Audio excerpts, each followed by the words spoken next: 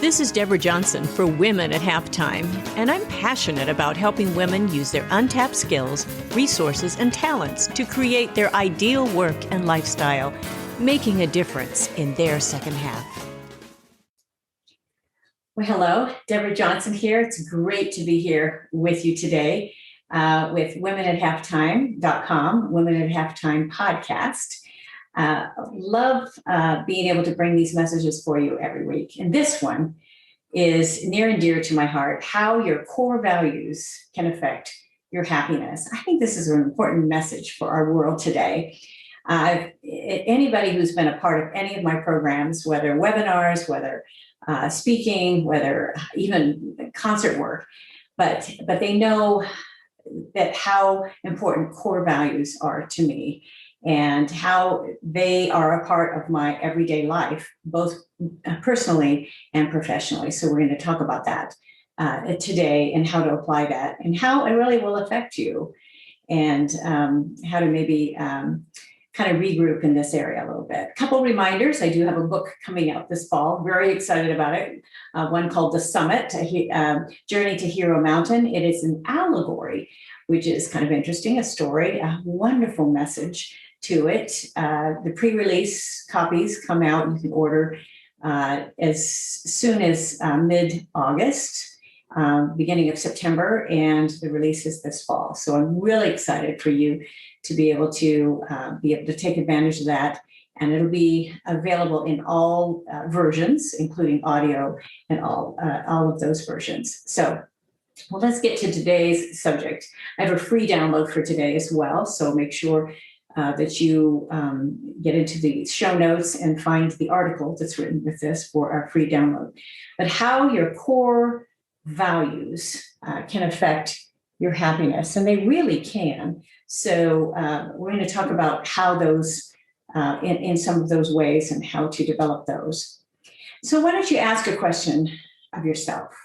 And how long has it been since you've defined your core values? And your core values are the principles that are at the root of everything that you do, both personally and professionally. And so when circumstances change, your core values should be consistent, and they should provide the stability that will sustain you through all of those changes and difficult times, but also the good times. So they're just that rock, that bedrock that you are basing everything on. A strong work ethic that gets me up early has been one of my basic core values. And that value is not dependent on a particular project or even the amount of work that I have in front of me.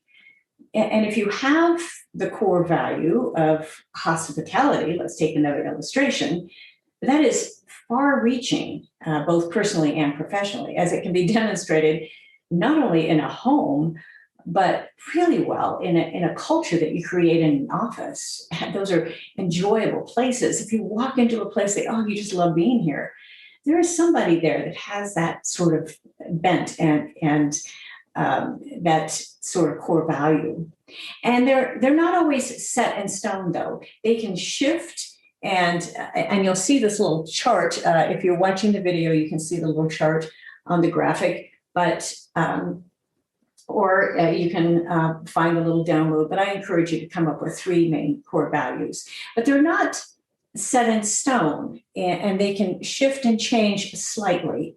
And that's really important principle. But it's helpful to consistently define them and to keep them top of mind. And they're usually they might shift slightly, but they're going to be very similar.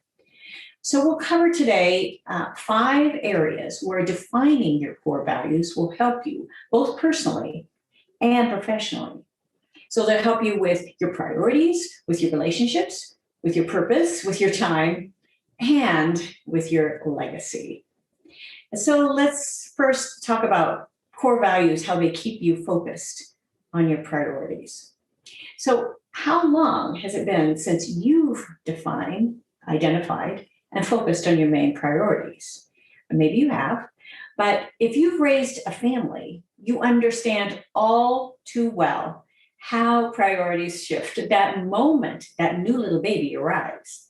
And if you don't make him or her a priority, you very soon will, with sleepless nights, decisions on schooling, activities, and friends. Any moms out there saying amen? Any dads out there? Yes.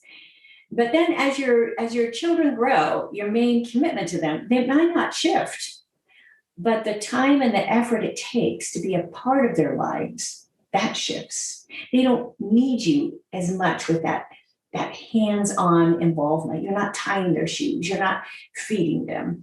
And that may or may not be a good thing for some, but the end goal is launching them as self-sustaining adults. And you can see one of my articles on this, Life Choices. And my husband and I did one of those together. It's a great one. So, but the main point here is that your priorities of involvement and effort, they just shift at different parts of your life, times of your life, but your core values should stay consistent. And with adult kids, my husband, Greg, and I, we still remain very, very committed to staying connected with our kids, though it's in just a little bit different way. And you can see another episode that we did, or an article on family holidays and how we do this. But the core value, if you're going to talk about another one, empowering others to use their gifts and abilities, it applies nicely to launching kids as well as coaching clients. So that is to use gifts and abilities. I've always encouraged our kids in doing that. And the principle is the same, but it's just with a different subject, especially if they listen. Some of you are laughing at that one. So anyway, let's move along. And another way, what core values do, they determine your close relationships.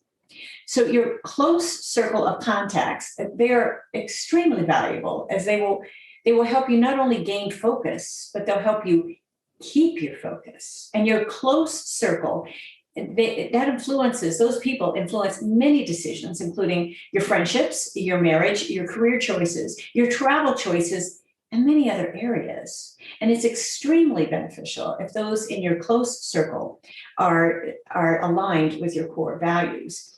Now, something I like to share is that with our kids, with these core values, because I'm going to be on parenting here, I'm going to go back to that just slightly in these close relationships. But my husband and I really are talking through, we try to intersperse this now with our adult children, how important their relationships are.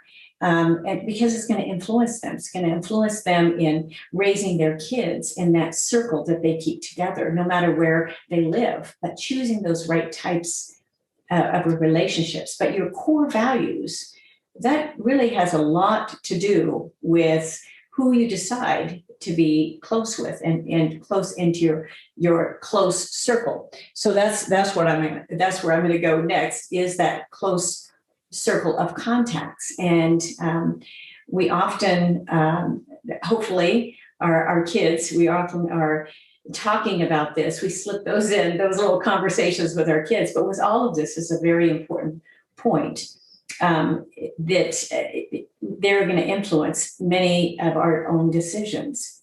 So, but you might want to establish some sort of a lifetime group. And I speak about this in my Women at Halftime book.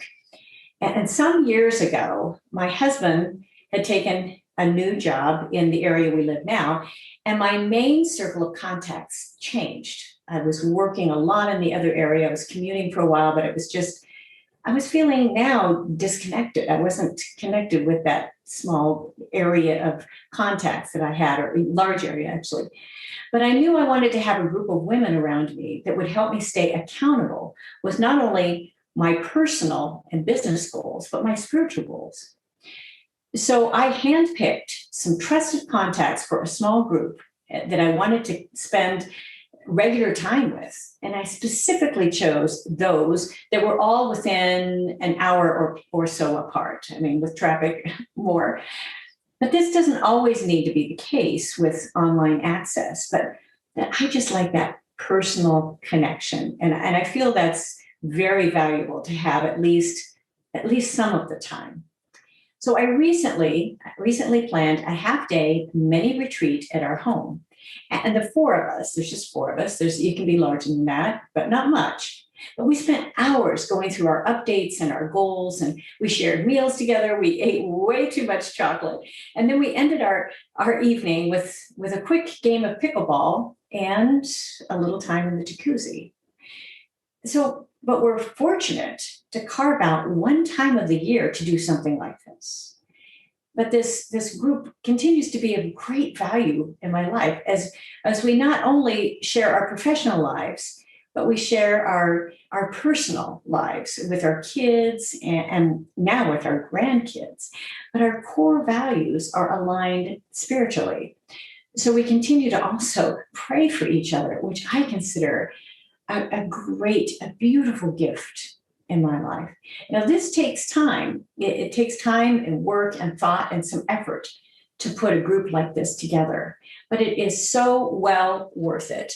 And I want to emphasize this because we're not always able to just get together and do like this half day. We're all very, very busy and at different points in our life. But we do connect online, and then we plan a breakfast or a lunch. It's just a couple hours. But to be able to have that sort of time and take that time with each other and to just love on each other and just, encourage each other, that is worth so much.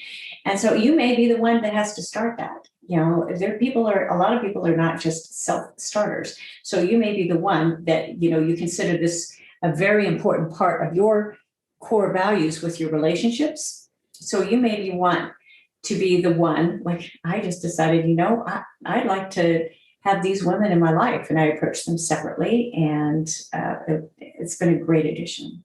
So now let's get to the next one, how core values determine the purpose of your business.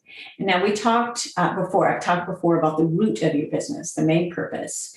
But it'll be heavily determined by your core values and your purpose. And if one of your core values is to make a lot of money, your purpose will be focused more on sales, on marketing, and growing your business quickly. And there's nothing wrong with this. It's very admirable especially for those who want to break out of poverty and for those who've really had the temperament then to withstand that sort of pressure, because it does take a lot. But that value can be empty in and of itself as you look at your core values. And that's a very important point here, because if it's more self-focused and then others focus, that even affects the growth of many businesses. Once you start focusing more on the customer and on others, the businesses tend to grow much quicker. So really think through this of what your core value here especially is professionally and with your business and your main purpose. And that will affect a lot of other areas in your promotion, in your projects, in your products, and how you're relating with your management, how you are managing a team. And so that's really an important point. If one of your core values is to make a positive difference in people's lives, your purpose will be more focused on influence and on helping others succeed. Great principle, Zig Ziglar, and that was one of his main principles in helping others. And he was very successful from that. It's like that boomerang effect. So this can be demonstrated in the type of training that you provide, you're giving to organizations, or even starting a nonprofit that will benefit those who are less fortunate. There are so many avenues to realize this value. But once you put down the main value, it will help you be creative on that. But your core values also influence your personal integrity in running your business. Honesty, your follow-through, fairness, and a strong work ethic. They will all be communicated by your actions and your messaging. And a good test is to look at your branding statement and determine what message that you're really communicating. And I love using Southwest Airlines as an example. They are committing to loving their passengers. And you see hearts everywhere in airports and on their literature. And they have funny little frames and sayings. I love them because I usually have extra luggage and I get to bring it on Southwest. But they have a clear messaging there that they want to love their passengers. Now, one last thing here, actually not last, I think this is number 4, is the core values determine your time management. And I'm losing track of time right now with my all of my points here. But this is our number 4 is the core values. They do determine how we spend our time and how we really manage our time. And how you spend your time, it's directly influenced by this, because if your core values include a strong work ethic as an early riser, you will manage your day quite a bit differently than the person that lets their day just manage them. Now, I want to bring out the point that you don't have to be an early riser to have a strong work ethic at all, but you have to have a workable plan that will work with your schedule and with your lifestyle. I have many musician colleagues and friends that they are on a different time schedule, but they get an extremely lot done.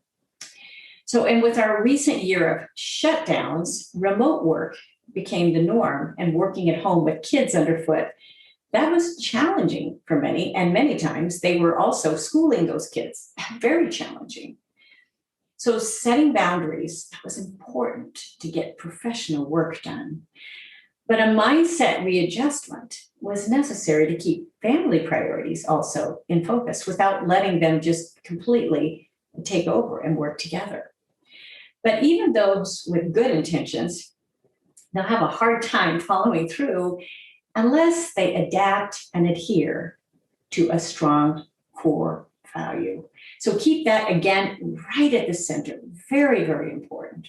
And when situations change, whether working remotely or changing jobs, the application of your core values, they may adjust slightly, but the value itself will serve as footers to a strong foundation. I'm going to talk just for a moment about footers, because I love this little illustration, because I have a friend that bought this mountain cabin. It was so cute. And I was doing some studio work with him, and he's showing me all these pictures. And I said, did you get a second opinion and a second inspection? Oh yeah, I think it's going to be fine. Everything, we got everything all together. It's a good deal, the whole thing. And he went ahead with it. And I did it was a little cabin up in the mountains, and he put a little studio in. I continued to do some work, and he refurbished the whole thing. It was gorgeous. But then he started noticing something was happening, is that the floor was starting to buckle a little bit. And he's wondering, what in the world is wrong? And it was a small place. It wasn't very large.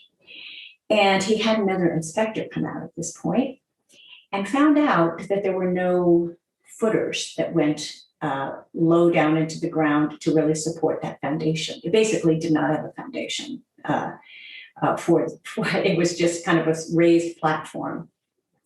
And you have to have it very, very strong all the way down, because then if there are shifts in the ground, your floor can shift, of course. Didn't have a strong foundation, and it cost a great deal of time. It cost the money, everything else to adjust what he had to adjust with that particular property. But it did not have that strong foundation. And I think that's a great application here of that core value, how important that is with having your footers in place. Because again, when your situations change and with all of these happening, the core value itself, it's that strong footer. It's going to keep that floor level. It's going to keep your life on a easy and level area. So now let's get to our last value here. So the core values determine your legacy plan. So we want to many people start thinking more about their purpose and their core values when they're entering the second half of life, especially if they worked extremely hard at building a career and a business, and they're ready for a change. And they realize that now is the time to create more significance and make the world a better place for the next generation, because maybe they may not have a later. And this is a very important point in how do you want people to remember you? And it doesn't take long for what you've done and what you've accomplished and everything to be forgotten. I mean, it just, people forget that very, very easily. And it can be out of sight, out of mind. And so you have to realize that you want to look at your full legacy plan here. And, there's some impact that you have. So let's take a look at this a little closer and realize that there are just some great principles here to be able to be had. So how do you want people to remember you? And I think this is, I've thought of this more recently when losing my parents. And we had, after everything is said and done, of course, all of the things that they had, that's kind of pushed aside. But the character, that's what I remember, the person, that's who I miss. So we want to think about this legacy that we are leaving, but it far outlasts any accomplishments, any sort of songs, unless it's a hit song, any sort of product that I have. Now, the Disney's Carousel product was a must-see in every visit to Disneyland when I was growing up, and the rotating theater attraction that showed the advancement of technology in the 20th century. It's now very dated, and it's been replaced. And technology now moves extremely fast with computer processing speed. It doubles every 18 months or so, and it's only going to come quicker and quicker and quicker. But there would be no practical way to update Disney's attraction that quickly. But Disney's core values to entertain, inform, and inspire is always at the forefront of all of their attractions. And I've worked for Disney. I've been under contract with them for years, and they're all about that imagination. It's about, the happiest place on earth. And that's really where I'm coming with on this very last little part, and how your core values affect your happiness. And these are three little values that, if you have the download, I've put 3 core values for you to identify. And actually, you can make one for business and you can make one for your professional life, but they should be very, very connected together. They should not have any sort of conflict with each other at all. But they really do have an influence on your happiness, and because you'll feel like you are fulfilling your purpose for your life, your legacy of life. And so now let's talk about that just for a minute here on how now to sum all of this up. There's a tremendous peace of mind to be had when, as I just said, your core values are set. It takes away the anxious, that scattered feeling, and it's actually better than many therapy sessions if you really know where you're going and you really understand who you are. And I encourage you to spend some time thinking through your core values. Pick maybe 3 short statements or even 3 words that speak of your values. And you'll notice that Disney's are different words, but they're connected to their main message. And it comes through extremely clearly through every attraction and everywhere you go in any sort of Disney location around the world. And that's where they want to create that sort of atmosphere. Now, even from the music, from everything, from the artwork, for everything that they do. So remember, you can modify the wording of your core values, but it's usually a couple tweaks or terms that change. And your values will help you establish that strong, solid base that we all need to move into our future with contentment, with happiness, and with satisfaction. And your core values will establish that strong base, those footers for your future, with all of that won't buckle in the changes and in with our society, with everything that happens, as long as you know what you stand for.